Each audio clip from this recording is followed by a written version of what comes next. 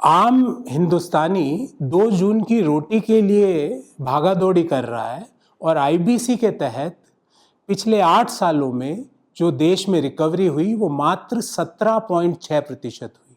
अर्थात लगभग 83% जो बैंकों का लोन ड्यू था वो खत्म हो गया, उसको कुछ पैसा नहीं मिला। आईबीसी को 2016 में बड़े ढोल ढमाकों के साथ लाया गया है ये बोल के कि जो सिक इंडस्ट्रियल कंपनीज एक्ट है सिका, उससे बेहतर रिकवरी होगी।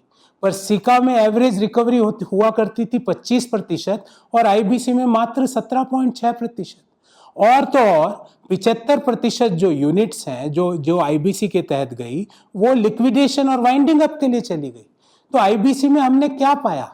क्या आईबीसी एक तरह से ऑर्गेनाइज लूट का अड्डा नहीं बन चुकी है?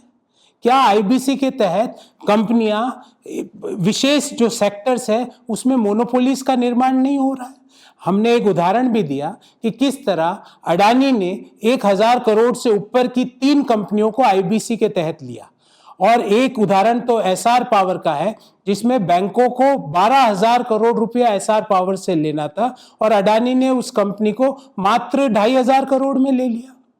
तो IBC is another tool of organized loot as well as creating monopolies by transferring assets to the crony friends।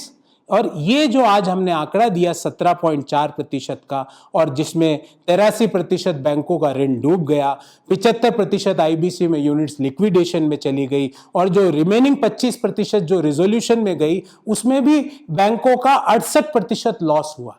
तो क्या मोदी जी और वित्त मंत्री जी इसका जवाब देंगे कि क्यों उन्होंने आईबीसी को एक ऑर्गेनाइज लूट का टूल बनाया और क्यों आईबीसी मोनोपोलीज क्रिएट करने का एक टूल बन चुका है?